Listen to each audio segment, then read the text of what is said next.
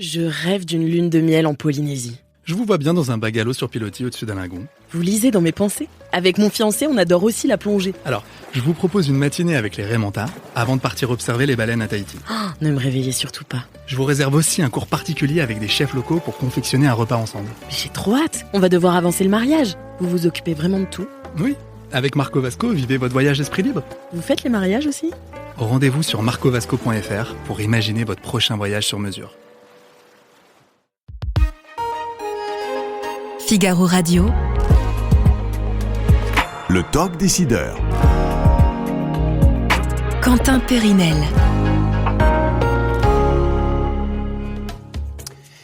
Cécile de Saint-Michel, bonjour. Bonjour. Quand vous étiez petite, je ne vais pas dire bébé, mais disons enfant, vous rêviez de faire quel métier? Quel métier Moi, je pense comme toutes les filles. En fait, je voulais peut-être être infirmière, hôtesse de l'air. Mais ça, c'est quand j'étais toute petite.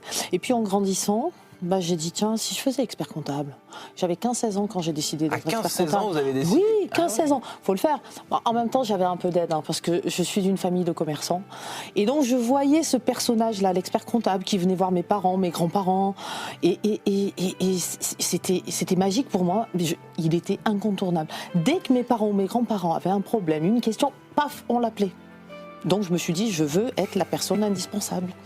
Et voilà, je suis devenue expert comptable.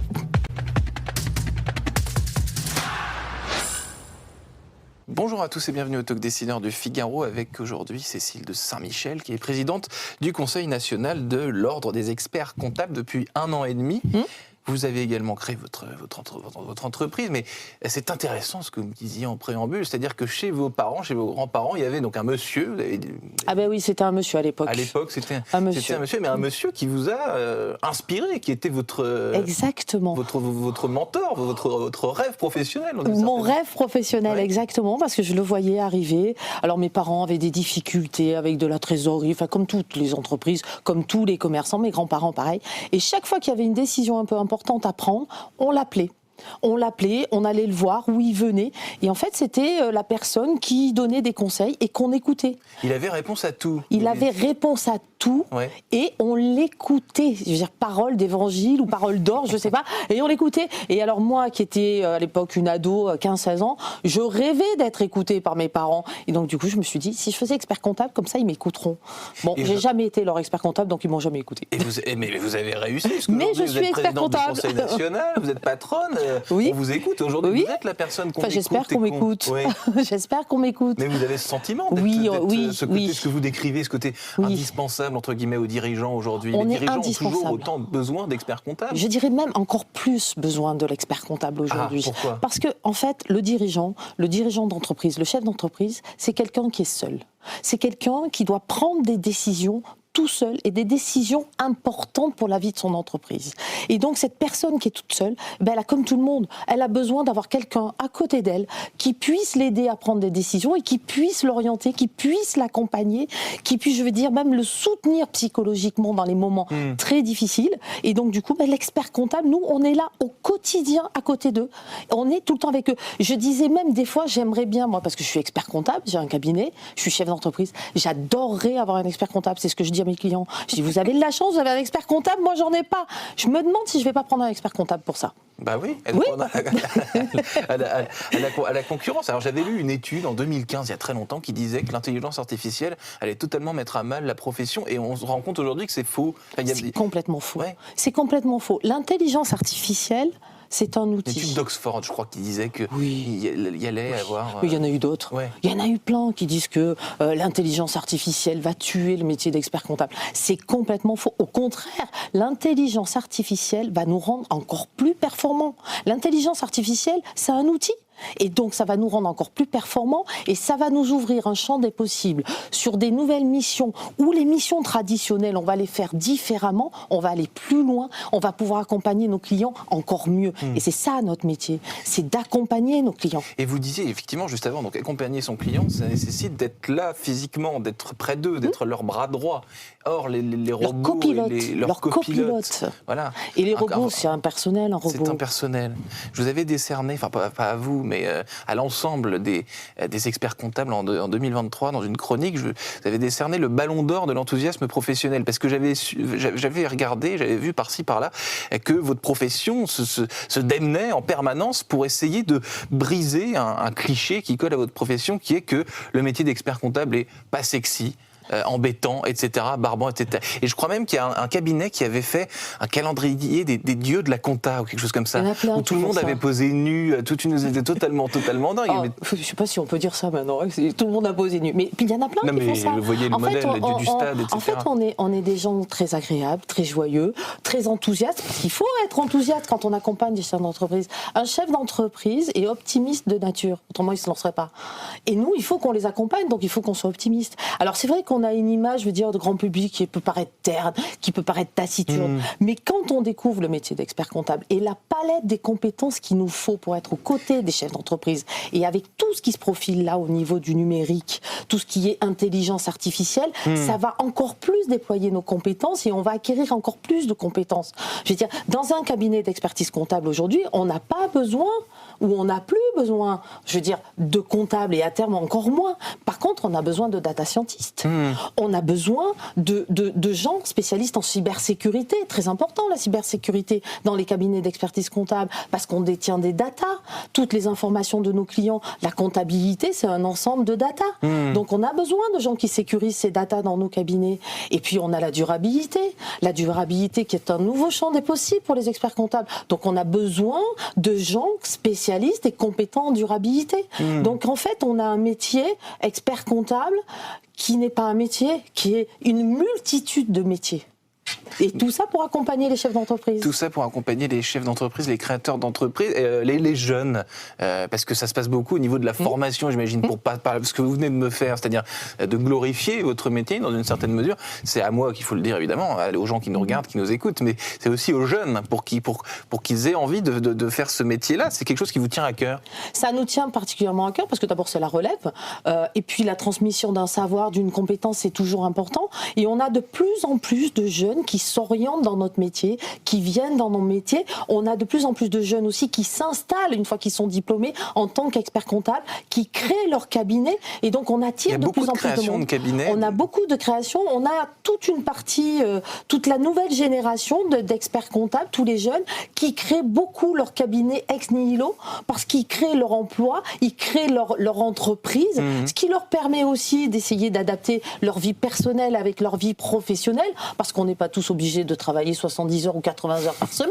On travaille le temps qu'on veut, le temps qu'on a besoin quand on est à son compte. Et c'est ça que les jeunes ont compris et c'est ça qu'ils veulent. Et donc on a de plus en plus de jeunes qui s'installent. C'est la vague de freelance, on pourrait dire aussi. On pourrait dire que c'est ça. C'est effectivement ça. L'envie d'indépendance, l'envie de choisir ses horaires, ses clients. Exactement, je suis indépendante. Je choisis les compétences aussi que je vais exercer. Parce que comme on a de multiples compétences, et de plus en plus, vous l'avez dit. Et de plus en plus, ils choisissent un secteur vers lequel ils veulent aller s'ils ne veulent pas être multi-compétences. Donc en fait, on a plein de jeunes qui font ça. Et puis on peut être installé, on peut être aussi faire des formations, puisqu'on nous demande souvent de venir dans les facultés, dans les universités, dans les écoles, faire des formations.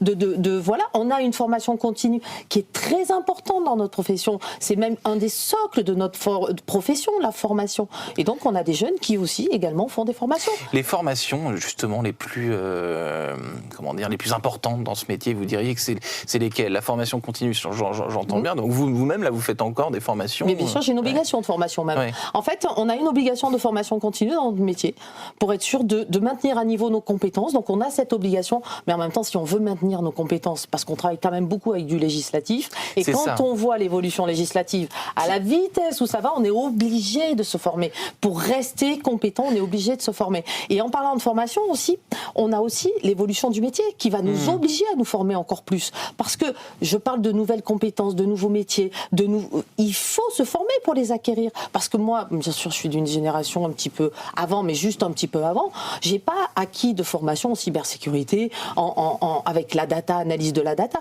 Donc il faut que je me forme à toutes ces nouvelles technologies. Donc ça, c'est de la formation continue et il faut qu'on forme également nos collaborateurs. Parce que on est 22 000 experts comptables, personnes physiques en France, et on emploie 170 000 collaborateurs. Dans ces 170 000 collaborateurs, on doit les former au quotidien pour qu'ils maintiennent leurs compétences. Et là, avec tout ce qui se passe, toute la révolution que l'on vit, il faut également qu'on les fasse monter en compétences. Le côté législatif, vous l'avez juste évoqué, mais ça évolue aussi sans cesse, en permanence. Il faut tout le temps s'adapter, se mettre à jour. Tout le temps. On se met à jour régulièrement, tout le temps. C'est pour ça que la formation continue est très importante chez nous. Mais vous le voyez, vous, en matière de particulier, quand vous faites votre déclaration d'impôt sur le revenu. Mais je l'ai vu sur LinkedIn que vous avez fait un post. Ça, c'est notre opération citoyenne. Et vous dites qu'il n'y a aucune question bête. Non, aucune question bête. Il n'y a aucune question bête. Il y a un dicton qui dit il n'y a pas de questions bêtes, il n'y a que des réponses bêtes. Mais il n'y a aucune question bête. En fait, l'Ordre des experts comptables, depuis 15 ans, se met à disposition de tous les citoyens pour répondre à leurs questions quand ils ont des difficultés pour remplir leur déclaration d'impôt. Et cette opération s'appelle Allo Impôt.